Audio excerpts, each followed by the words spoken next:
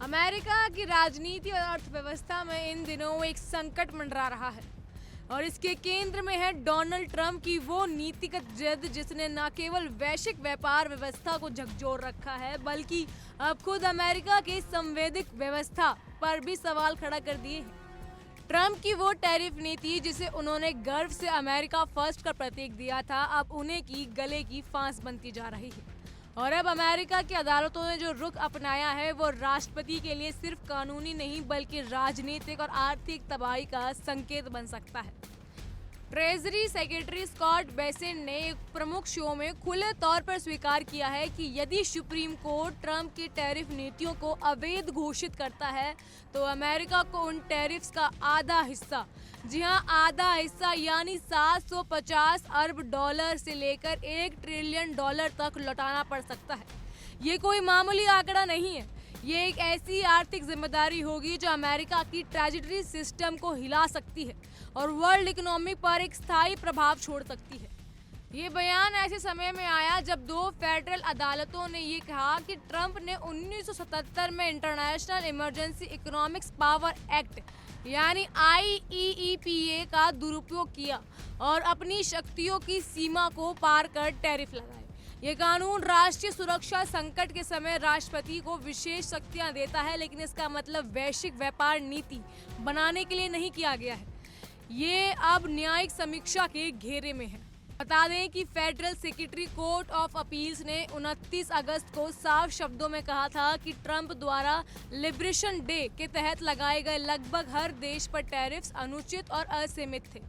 Court ने ये फैसले पर 14 अक्टूबर तक रोक लगाई है ताकि सुप्रीम कोर्ट में अपील की जा सके।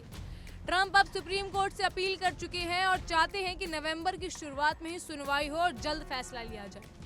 लेकिन मामला सिर्फ इतना नहीं है कि कुछ अरब डॉलर का रिफंड देना पड़ेगा। असल में दांव पर है अमेरिका की आर्थिक नीति की शाख, वैश्विक भरोसा और वो ट्रेड स्ट्रक्चर जिसे ट्रंप ने लगभग 70% अमेरिकी आयात पर टैरिफ लगाकर नया आकार देने की कोशिश की थी। अगर कोर्ट का फैसला ट्रंप के खिलाफ जाता है तो टैरिफ्स का दायरा घटकर मात्र 16% रह जाएगा, यानी लगभग 54% व्यापारिक नियंत्रण एक झटके में ध्वस्त हो जाएगा। बड़ी कंपनियां जैसे नाइकी, हज़ारो, वॉलमार्ट पहले ही चेता चुकी हैं कि टैरिफ्स के कारण लागत में बढ़ोतरी होगी और इसका असर अंत में उपभोक्ताओं पर पड़ेगा। हालांकि ट्रंप प्रशासन लगातार दबाव कर रहा है कि टैरिफ कोई कर नहीं है बल्कि ये विदेशी कंपनियों पर दबाव बनाने का हथियार है, लेकिन आंकड़े कुछ और ही कहानी कहते हैं। केवल जुलाई में ही अमेरिका ने 28 अरब डॉलर की कस्टम ड्यूटी वसूली थी और यदि अगर मामला 2026 तक खिंचता है और कोर्ट में ट्रंप हारते हैं तो ट्रेजरी को 1 ट्रिलियन डॉलर तक की रकम लौटानी पड़ सकती है। स्कॉट बेसेंट का कहना है कि यह अमेरिका की वित्तीय संरचना के लिए गंभीर संकट होगा। वो मानते हैं यदि सुप्रीम कोर्ट ट्रंप के खिलाफ फैसला देता है तो अमेरिका की सौदेबाजी की ताकत कमजोर पड़ेगी, लेकिन साथ ही वो ये भी कहते हैं कि प्रशासन के पास और भी विकल्प मौजूद है, हालांकि इनकी कोई जानकारी नहीं देते हैं। इस बीच नेशनल इकोनॉमिक काउंसिल के निर्देशक केविन हिस्टन का कहना है कि प्रशासन सेक्शन 232 का इस्तेमाल कर सकती है जो राष्ट्रीय सुरक्षा के नाम पर टैरिफ्स लगाने की अनुमति देता है।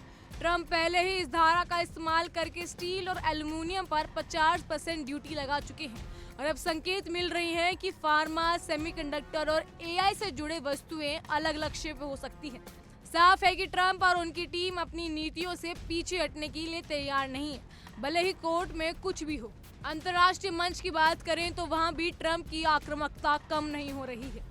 ट्रेजरी सेक्रेटरी बेसेंट ने रूस से तेल खरीदने वाले देशों के खिलाफ सेकेंडरी टैरिफ लगाने की बात कही है। उनका कहना है यदि अमेरिका और यूरोपीय यूनियन मिलकर उन देशों पर और सख्त प्रतिबंध लगाएं जो रूस से तेल खरीदते हैं तो रूस की अर्थव्यवस्था पूरी तरह चरमरा जाएगी और राष्ट्रपति पुतिन मजबूरन वार्ता के लिए मेज पर आना ही पड़ेगा। इस नीति के तहत पिछले महीने अमेरिका ने भारत पर 50% टैरिफ लगाया था, ये कहते हुए कि भारत रूसी कच्चे तेल की खरीदारी जारी रखे हुए है।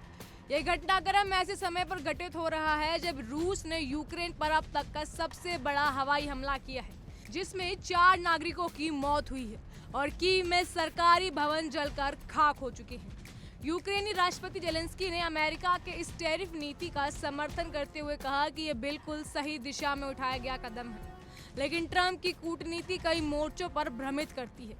एक और वे अलास्का में पुतिन से मिलते हैं, दूसरी ओर जेलेंस्की और यूरोपियन नेताओं को वॉशिंगटन बुलाकर समर्थन जताते हैं।